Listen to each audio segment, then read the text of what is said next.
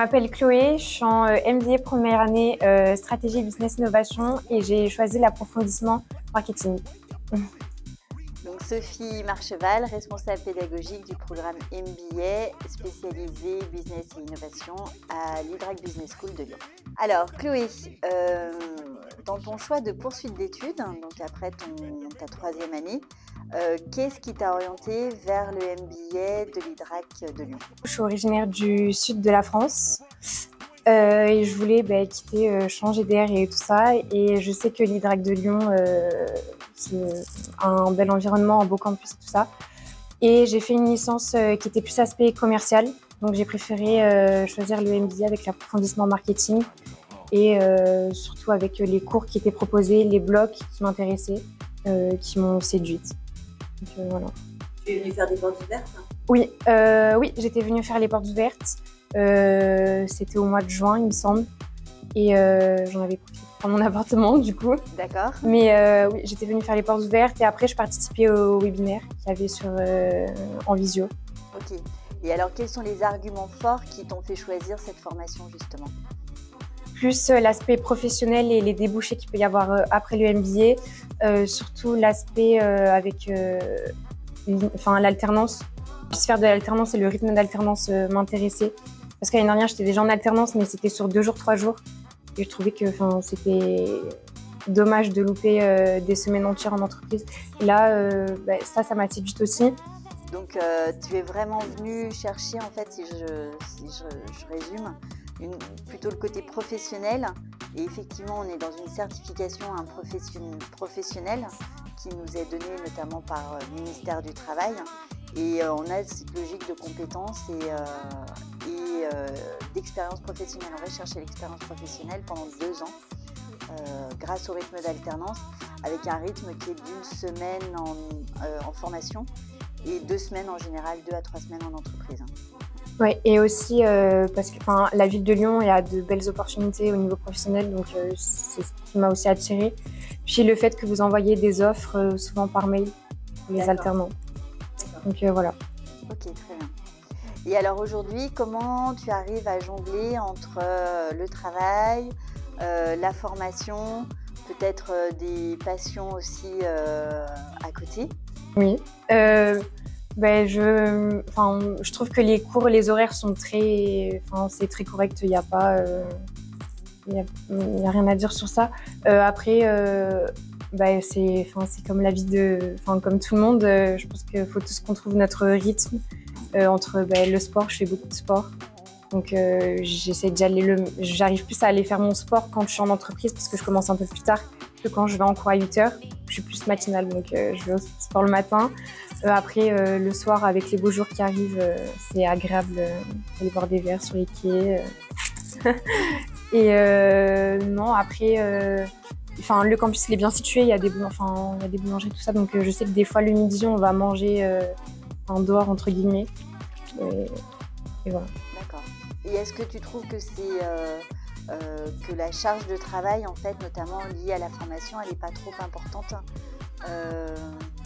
Non, je trouve pas que ça correspond aux attentes, donc c'est normal qu'on me demande quelque chose. Mais je trouve pas ça. C'est correct. Y a pas, on n'est pas submergé de travail, on nous demande pas quelque chose de la veille au lendemain. C'est très. Non, c'est correct. Aujourd'hui, tu occupes quelle fonction dans l'entreprise? Je suis rédactrice SEO et je m'occupe de la communication sur les réseaux sociaux. D'accord. Ça te plaît? Oui, c'est super. Et puis j'arrive à mettre en pratique du coup ce qu'on apprend en cours, le mettre dans mon entreprise et inversement. Parce qu'il y a des choses que je vois en entreprise que on n'a pas encore vu en cours. Du coup, ça me permet d'avoir un petit peu une longueur d'avance ou de mieux comprendre le cours qu'on est en train de suivre. Okay. Et d'interagir avec les intervenants, c'est super intéressant aussi. Et ton projet professionnel, l'année prochaine en sortie d'études, et puis à horizon de 5 ans, 10 ans, tu te vois évoluer comment? J'aimerais bien entreprendre, créer quelque chose, je ne sais pas encore quoi. Peut-être, mon entreprise m'a déjà parlé de me garder à la sortie de mon master. Donc pourquoi pas rester et à côté prendre du coup plus de temps pour entreprendre dans quelque chose et profiter aussi de l'incubateur HEP. Pendant que je suis encore là, pendant 1 an et demi. Et voilà, et dans 5 ans, j'aimerais bien être ma propre patronne. D'accord. Voilà, et comme j'ai dit, je ne sais pas trop dans quel domaine encore. Je verrai comment les choses évoluent d'ici là. Je pense que ça peut encore beaucoup changer, donc on verra. Du coup, moi, je voulais savoir comment ça se passait, la vie étudiante sur le campus, les soirées qui sont mises en place. Alors, effectivement, il y a une vie étudiante sur le campus. Il y a notamment des BDE, le BDE qui est là et qui œuvre pour animer le campus et notamment tous les étudiants de l'IDRAC. Donc avec des soirées qui sont régulièrement proposées. Moi, je suis ça de relativement loin. Je vois plutôt les posts passer sur les réseaux sociaux, mais on a effectivement des personnes qui sont dédiées et qui font ça très bien. Okay. Par contre, donc le BDE, voilà, ça c'est vraiment géré séparément et c'est le projet d'étudiants. Par contre, au sein de la formation du MBA, on a effectivement une formation qui est construite sous forme de blocs et avec chaque fin de bloc, des événements pédagogiques, des événements qui sont forts, qui se réalisent en général sur 2 à 3 jours et qui permettent à tous les étudiants, parfois de tous les campus en France, de pouvoir travailler sur un même sujet, de pouvoir échanger et de faire ensuite une restitution. Ok, c'est des sortes de business games du coup. Oui, c'est des business games, des serious games, voilà, c'est dans cette logique-là, tout à fait. Ouais. Et l'idée, c'est vraiment qu'à travers ce cas pendant lesquels vous allez travailler pendant 2 à 3 jours, vous puissiez faire rebalayer toutes les compétences du bloc voilà, et la mettre en application avec des applications réelles. Donc parfois, on a des partenariats spécifiques avec des entreprises. On a notamment eu cette année la chance d'avoir Mi-Hôtel qui nous a confié une mission. Et voilà, on vous a challengé pour penser leur business model et le faire peut-être évoluer. Donc vous avez travaillé là-dessus. On a un événement qui s'appelle Crisis, où on vous met vraiment en situation de gestion de crise et comment on communique quand on est en situation de crise. Donc voilà, et donc à chaque fois, chaque bloc va être construit comme ça avec des événements très forts qui permettent à la fois de rencontrer des entreprises et puis aussi de rencontrer d'autres étudiants, parfois d'autres campus. Ok. Et est-ce que du coup ça permet de rattraper les partiels qu'il y a eu avant, enfin les examens? Alors oui, en fait ça permet, c'est-à-dire que pendant le bloc de compétences, vous allez balayer certaines compétences et l'événement de fin de bloc permet de refaire un passage en fait sur les compétences que vous avez passées au moment du bloc. Voilà. Sur tout à l'heure, tu disais, Chloé, que tu voulais demain certainement être entrepreneur. Est-ce que tu penses que la formation que tu suis là actuellement et que tu vas suivre l'année prochaine te donne les clés en fait pour pouvoir accéder à ton projet? Je suis persuadée que oui, parce qu'on voit, les cours ils sont vraiment professionnalisants et surtout vraiment entre guillemets, grossièrement, on touche un peu à tout. Donc on voit la stratégie sur les réseaux sociaux, on voit comment faire un budget, on voit comment faire des plans d'action, comment monter un business plan. Tout aussi l'aspect RSE qui est très à la page en ce moment. Donc non, oui, je pense que ce soit moi ou quelqu'un d'autre, on a tous les cartes en main pour réussir à entreprendre. Comment sont réparties les heures de cours en fait? Comment sont condensées les journées? Alors en fait, la formation, elle est normalement calibrée sur 35 heures par semaine. Donc après, on adapte au mieux les emplois du temps en fonction aussi des disponibilités des intervenants, puisque comme vous l'avez dit, comme tu l'as dit, des fois je te tutoie, des fois je te vois. Comme tu l'as dit, Chloé, en fait, les intervenants sont des professionnels, donc en fonction de leur disponibilité, voilà, on essaye de jongler avec les disponibilités de chacun. Mais généralement, une semaine de formation, voilà, c'est 35 heures. Ok.